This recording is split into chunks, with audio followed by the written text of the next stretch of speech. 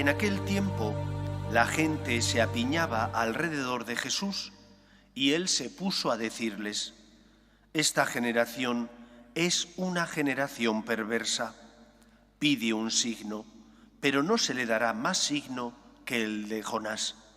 Como Jonás fue un signo para los habitantes de Nínive, lo mismo será el Hijo del Hombre para esta generación. Cuando sean juzgados los hombres de esta generación, la reina del sur se levantará y hará que los condenen, porque ella vino desde los confines de la tierra para escuchar la sabiduría de Salomón, y aquí hay uno que es más que Salomón. Cuando sea juzgada esta generación, los hombres de Nínive se alzarán y harán que los condenen, porque ellos se convirtieron con la predicación de Jonás, y aquí hay uno que es más que Jonás». Palabra del Señor.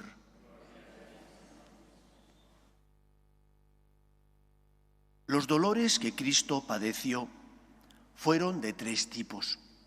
El primer grupo de dolor que padeció nuestro Señor Jesucristo fue el dolor físico, el dolor provocado por las espinas de la corona, por los clavos que fueron clavados en sus manos y pies, por la lanzada que traspasó su costado.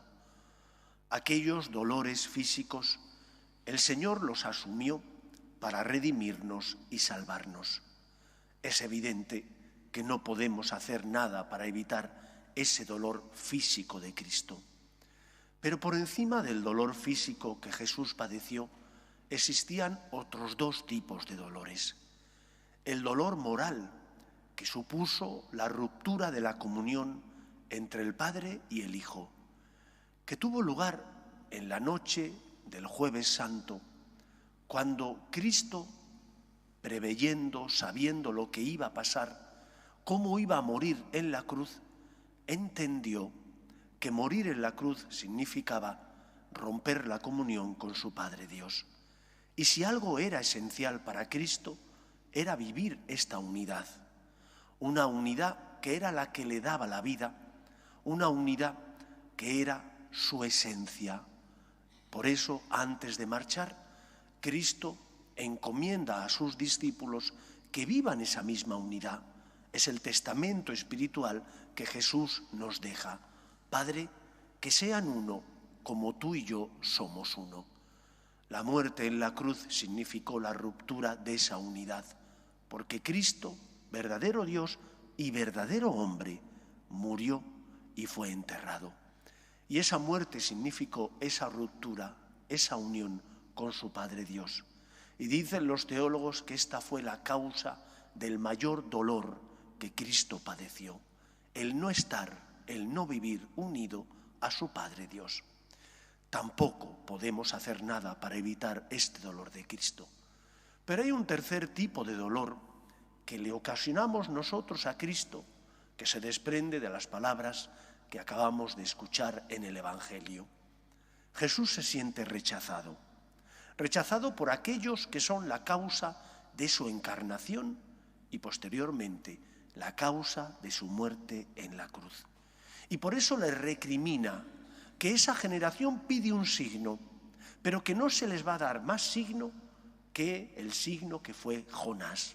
Si Jonás fue causa de conversión para Nínive, Cristo debe ser causa de conversión para la generación que debe ver en él al Mesías y al Salvador.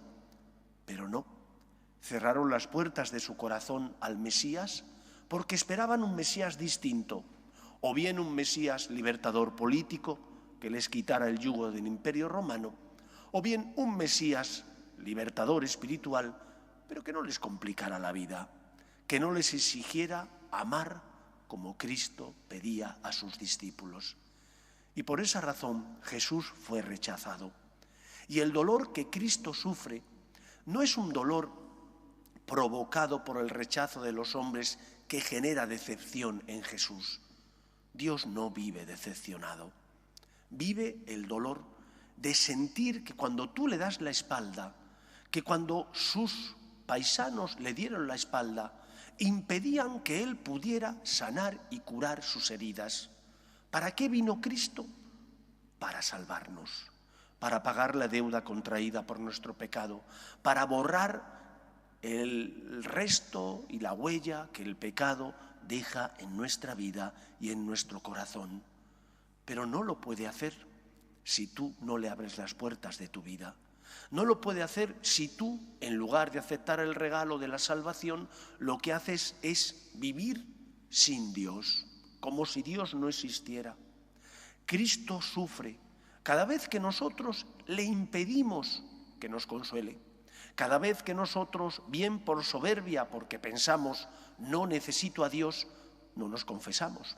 O bien por una falsa humildad, porque pensamos Dios tiene que estar cansado, harto de nosotros. Ni Dios se cansa, ni nosotros podemos pretender vivir sin Él. Porque cuando vivimos sin Dios, nuestra vida es una vida de esclavos al pecado, de esclavos a nuestras pasiones, y por lo tanto, en lugar de generar una sociedad más justa, generamos una sociedad con estructuras de pecado. Pidamos, por tanto, al Señor que no le cerremos las puertas de nuestro corazón, porque si no podemos evitar el primer tipo de dolor que Cristo sufrió, ni el segundo, porque las espinas ya las recibió el Señor, pero hoy en día ya no puede recibirlas. Pero si la ruptura con la comunión, la unidad con su Padre Dios, ya la padeció el Señor, pero hoy en día ya no puede recibirlo el Señor, no puede sufrirlo. Sí puede sufrir el dolor que Él siente ante la imposibilidad de liberarte del pecado.